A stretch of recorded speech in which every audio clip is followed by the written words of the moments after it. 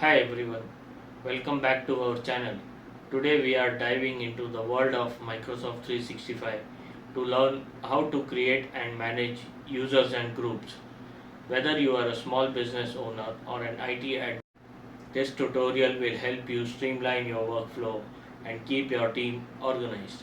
So let's get started.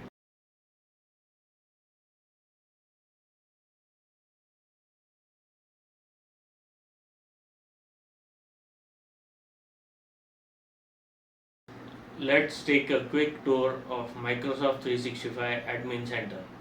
This is your control hub where you can manage all your users, groups, and settings.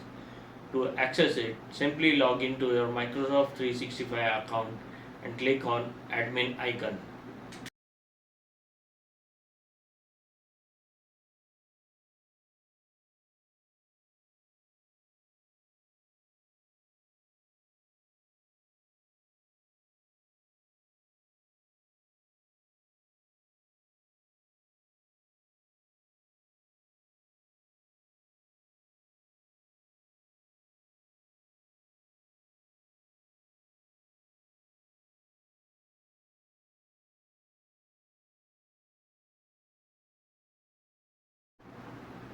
For example, imagine you are an IT admin for a growing startup.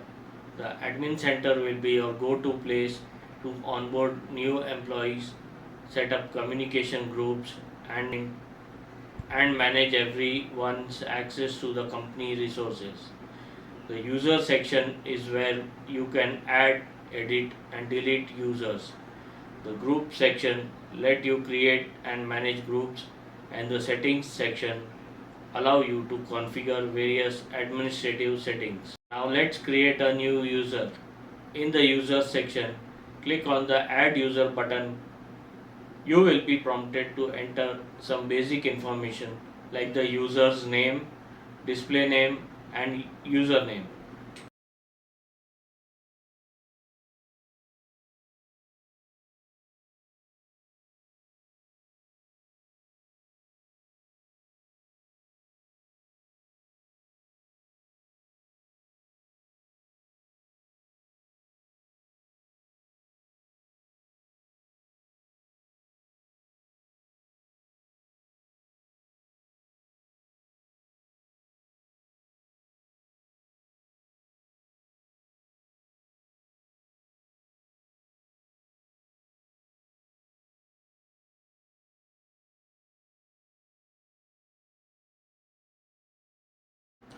Let's say your company just hired a new marketing manager named Rajesh Patil. You would enter Rajesh's name, display name, and username. Next you will set the password for the user. You can choose to let Rajesh change his password upon first login for security purpose. Additionally, you can assign roles to Rajesh such as user or admin.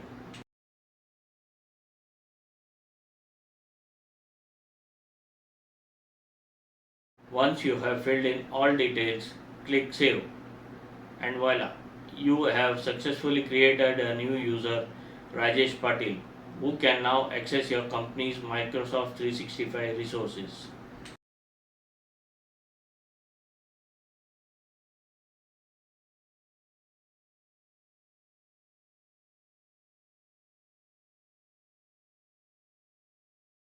Before we move on, let's talk about some common mistakes to avoid in user management to ensure a secure and an efficient environment. Mistake: over assigning admin roles. Why avoid? It increases the risk of accidental or malicious changes. What is the solution? Assign admin roles only to those who absolutely need them. Least privilege principles. Mistake: not regularly auditing user accounts. Why avoid? Inactive or outdated accounts can become security vulnerabilities. Solution: conduct regular audits to identify and deactivate unused accounts. Mistake: inadequate password policy. Why avoid? Weak passwords are easy to breach. Solution: implement strong password policies and encourage multi-factor authentication (MFA). Once we land up on the admin page, we can go to the users tab, active users menu to perform user elected activities. Here we can add a user.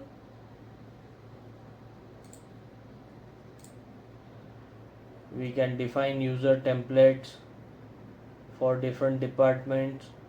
We can add multiple users. We can set up multi-factor authentication or reset the multi-factor authentication. We can delete a user or delete bulk users. We have refresh the settings that we have done. We can reset the password for a user or export the user list for later review.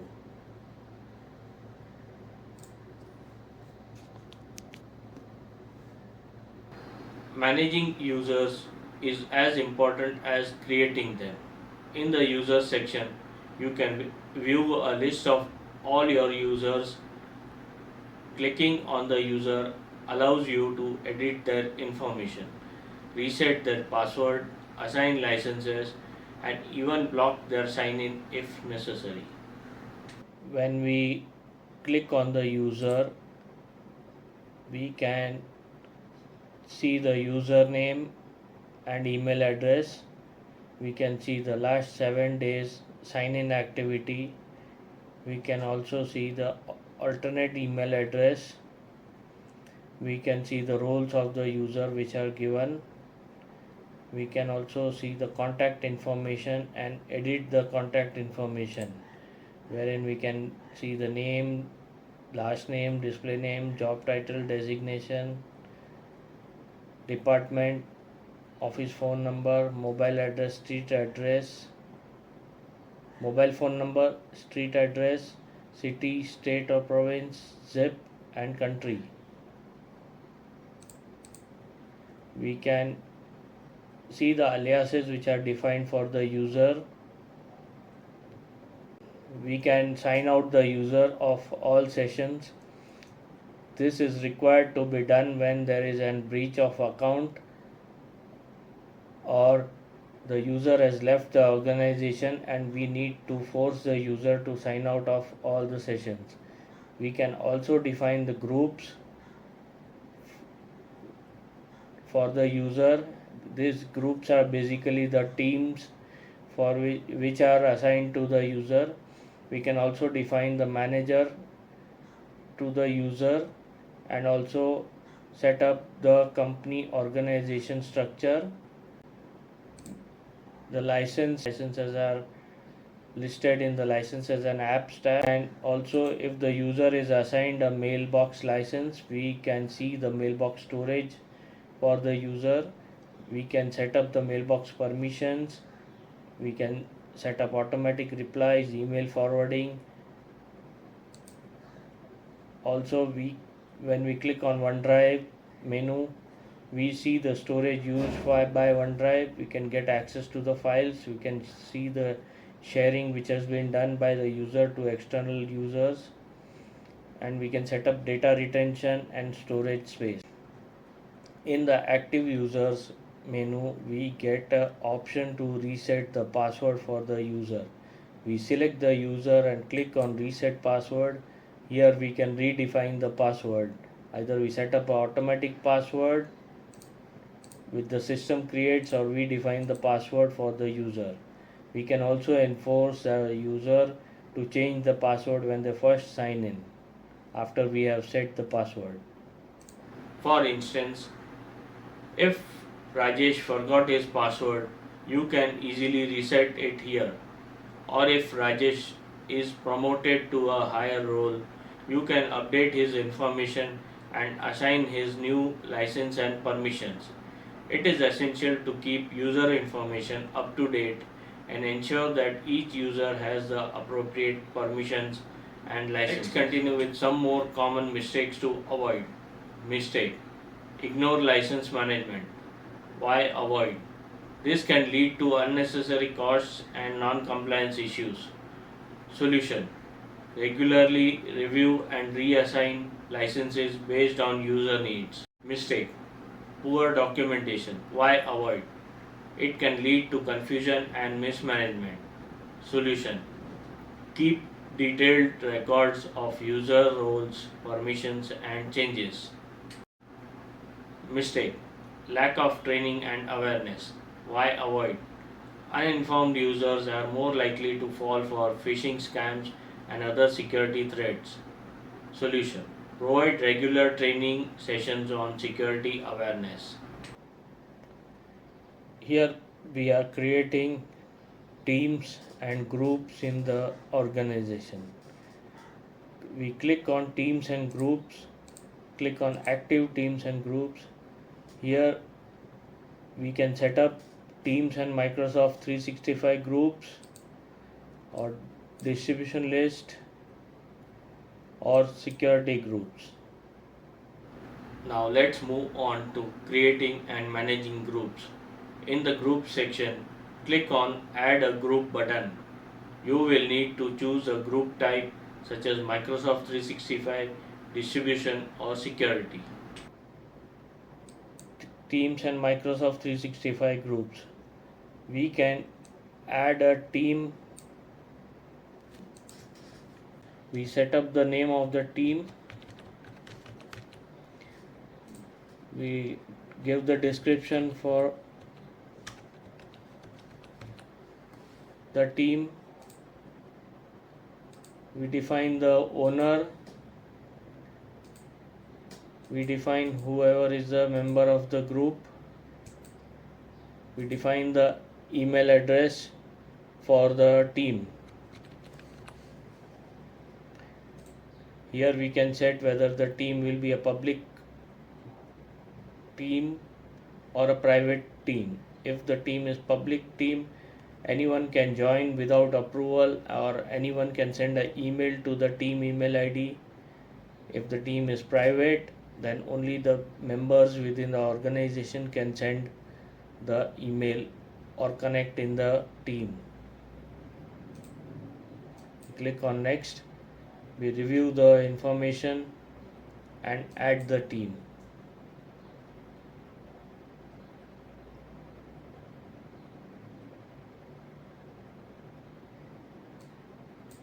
Imagine your company is launching a new department within the organization and you need to collaborate with the team members across different departments.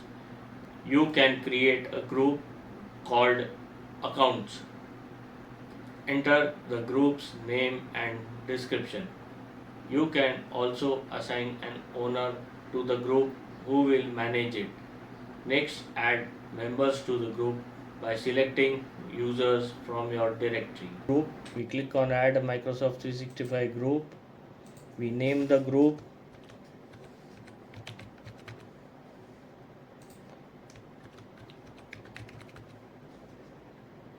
We click on Next. We assign the owner.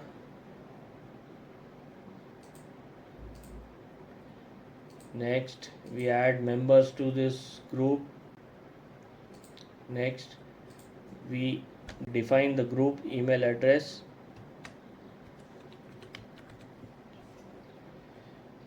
We define whether the group will be a public group or a private group.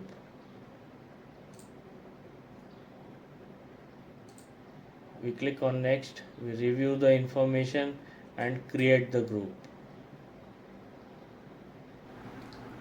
Groups are a great way to organize your team and streamline communication. You can also manage group settings such as adding or removing members, changing the group type, and setting group permissions. Keeping your groups well organized ensure that everyone has access to the right resources and information. Then we can also set up a distribution list wherein we can set either forward the email to a outside address, or we can select multiple IDs and add it to a distribution group. Now we name the group.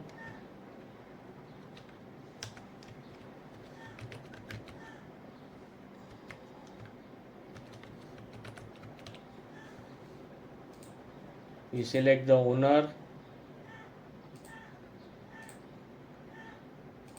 We select the members of the group.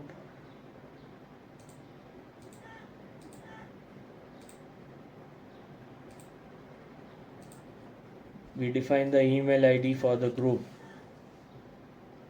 We can also set up whether people outside the organization can send email to this distribution list. If we select the checkbox, the people outside the organization can send to this distribution list. Click on next, review the information and create the group.